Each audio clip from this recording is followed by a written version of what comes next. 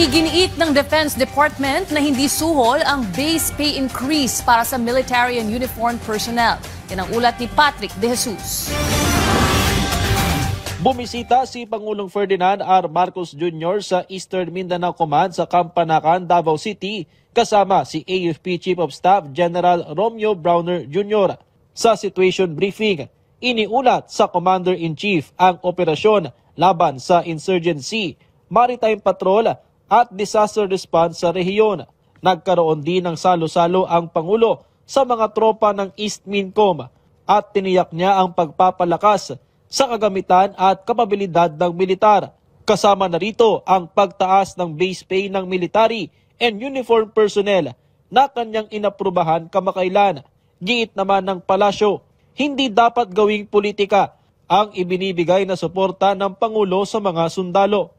Sa harap na rin ito ng batikos na ipinupukol ng ilang grupo na anilay timing sa umuugong na destabilisasyon laban sa gobyerno. Ang pagkilala po sa mga kasundaluhan natin, hindi po ito nababatay kung ano po ang nangyayaring ingay ngayon. Mga political noise. Karapatan po nila at dapat lamang pong kilalanin ang kanilang pagiging bayani ng ating bayan. Ipinagtanggol din ng Department of National Defense ang dagdag sahod ng MUPs na long overdue at hindi suhol. Napakahirap ng kanilang trabaho. Hindi ko maintindihan itong mga nagsasabi nun. Na medyo isipin naman nila yung kanilang sinasabi. Nasa yung malasakit natin para sa mga dumidepensa sa ating taong bayan at ating soberenya. Huling nagkaroon ng increase nung nakaraan na administrasyon pa. Nung panahon na yun, may nagsabi ba ng ganyan? Yun ang tanong ko sa kanila.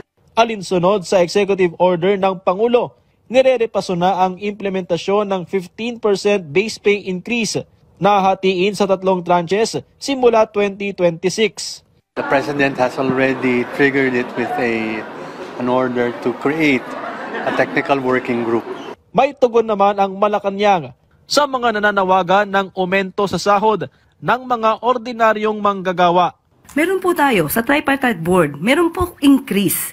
Hindi po ito makakaila. Yung sinasabi po nilang wage hike ng 200 pesos, ito po ay saklaw ng Kongreso. Samantala, hindi iniaalis ng National Task Force to End Local Communist Armed Conflict ang posibilidad na samantalahin ng mga komunistang grupo ang issue sa katiwalian para gamitin ang kanilang impluensya.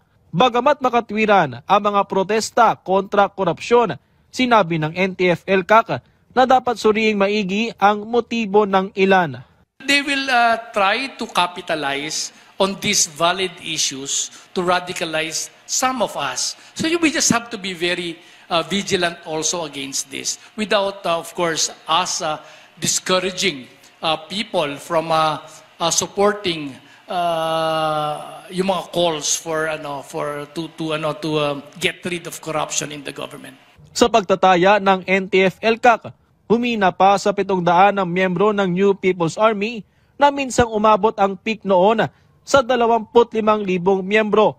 Ipinagmalaki rin ng NTF-ELCAC sa kanilang ika-7 anibersaryo ang aabot sa dating 4,800 conflict-affected barangays na nakinabang sa Barangay Development Program at pagtulong sa mga dating rebelde sa ilalim ng Enhanced Comprehensive Local Integration Program. Patrick De Jesus para sa Pambansang TV sa Bagong Pilipinas.